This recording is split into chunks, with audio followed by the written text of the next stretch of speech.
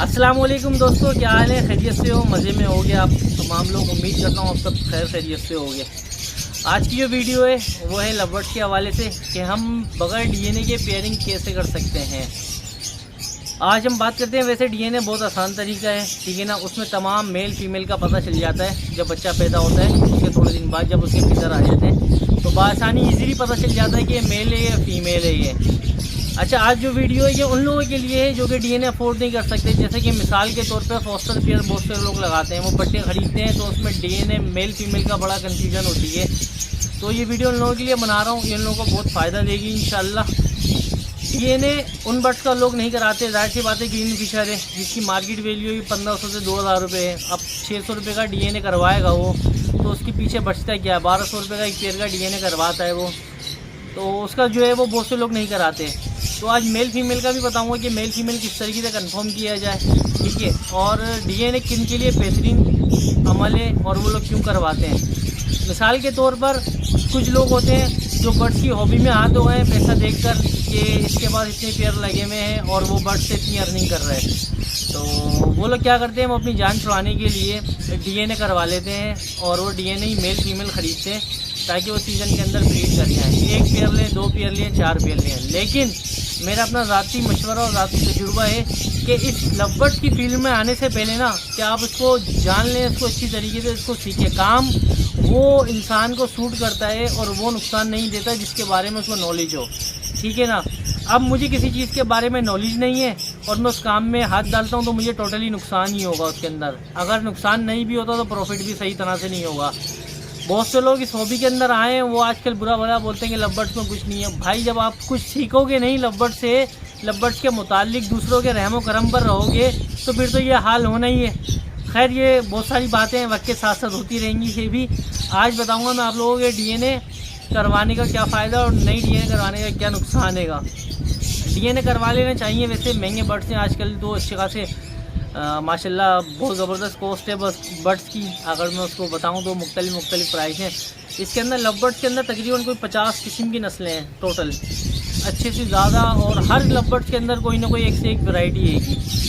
तो डीएनए करवाने से फ़ायदा ये होता है कि आपका टाइम बच जाता है। अगर आप डीएनए नहीं भी करवाते, जैसे कि मिसाल है मैं नहीं करवाता डीएनए, ठीक है ना, और मेरे पास जितने बर्ड्स लगे हुए अल्हम्दुलिल्लाह, अल्लाह का बड़ा करम है, उस मालिक का एहसान है कि मैंने बगैर डीएनए सारी पेयरिंग की है और अल्हम्दुलिल्लाह 100% पेयरिंग की है, ठीक है ना। मैं भी पॉसिबल है, बाज़ औक़ात ऐसा होता है कि फ़ीमेल लगी हुई होती हैं, ठीक है। अब ऐसा भी नहीं है कि 100%। मैंने ये पेयरिंग कर दी थी तकरीबन जुलाई के एंड में जब मैंने सारी पेयरिंग कर दी तो अभी मैंने फाइनली चेक करा था अगस्त में जब बॉक्स लगाने से पहले, तो ऑलमोस्ट तकरीबन कोई 75 पेयर कंप्लीट थे मेरे पास। बाकी कुछ में मेल फीमेल में डाउटफुल था, यानी कि कुछ मेल भी होते हैं जो कि खुली हड्डी के होते हैं। तो वो भी मैं आप लोगों के साथ शेयर करूँगा और बताऊँगा कि मैं डीएनए करवाने से फ़ायदा किन लोगों के लिए, वो भी आप लोगों को बताया है मैंने।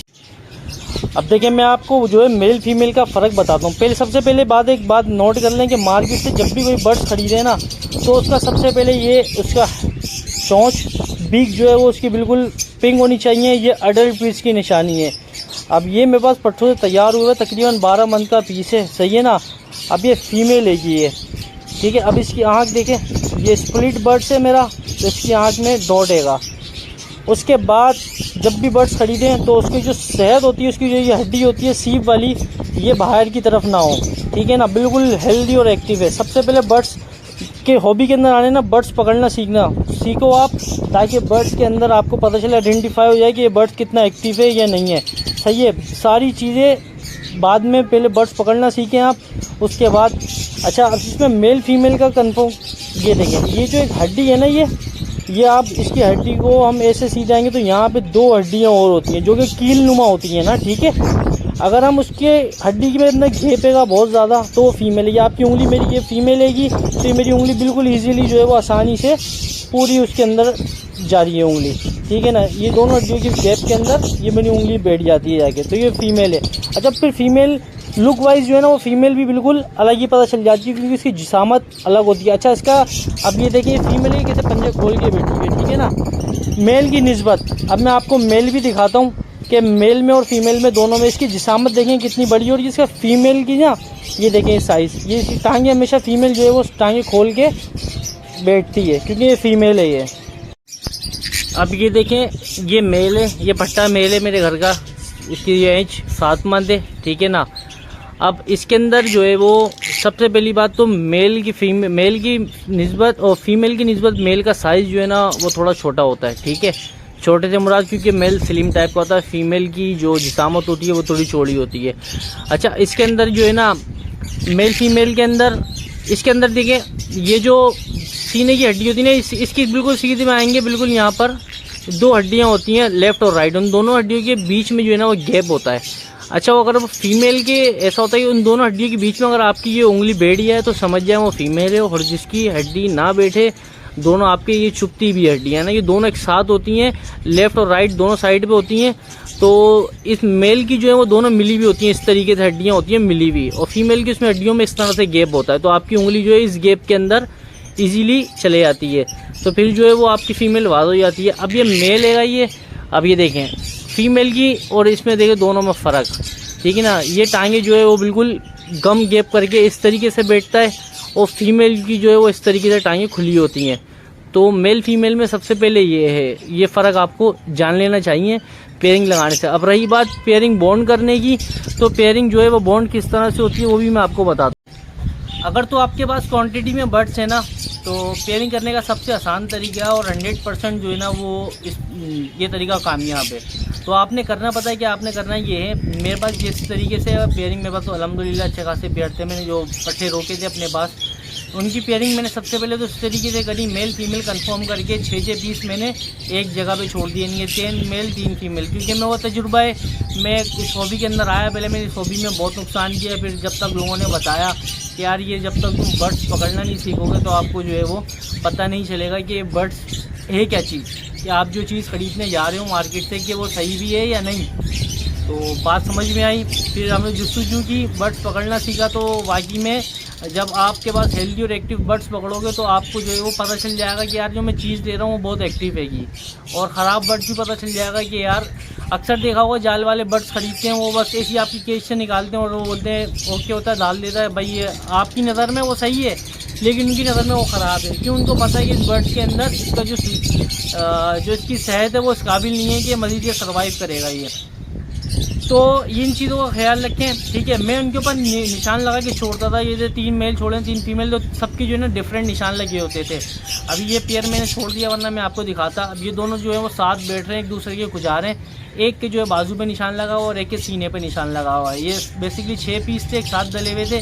अब इसमें पेयरिंग करने में आसानी ये होती है जब ये निशान लगे हुए होते हैं ना, इस तरीके से आपको पता चल जाता है। अब निशान नहीं लगे हो, 6 पीस छोड़े हो, 8 पीस छोड़े हो, तो होगा क्या, फिर जब आप पकड़ोगे वो फिर मिक्स हो जाएंगे।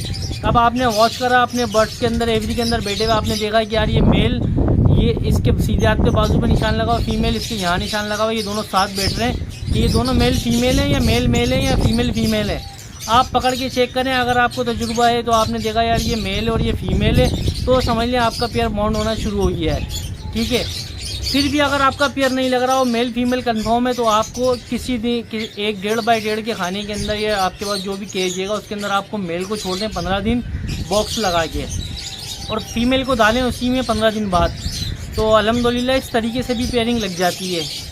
तो ये पेयरिंग करने का तरीका है भाई। और डीएनए करवाना चाहें डीएनए करवा लें, नहीं करवाना चाहें तो मैंने आपको तरीक़ेकार बता दिया है। और मैं तमाम लोगों को बोलूँगा, डीएनए तो खैर वो एक अलग ही मैटर है, लेकिन अगर इस हॉबी में लॉन्ग टाइम काम करना है तो इस चीज़ों को समझें, डीपली जाके समझें, तो इंशाल्लाह ना तो कोई आपको नुकसान पहुंचा सकता है, ना तो कोई आपके साथ जो ज़्यादती कर सकता है, ना ही कोई आपको धोखा दे सकता है। तो ये आज की इन्फॉर्मेशन वीडियो थी। उम्मीद करता हूँ वीडियो पसंद आई हो। पसंद आए तो मेरे चैनल को लाइक सब्सक्राइब शेयर लाजमी क्या करें। मिलते हैं नेक्स्ट वीडियो में। अपने बर्ड्स का बहुत बहुत ख्याल रखिएगा। अल्लाह हाफ़िज़, अस्सलाम वालेकुम।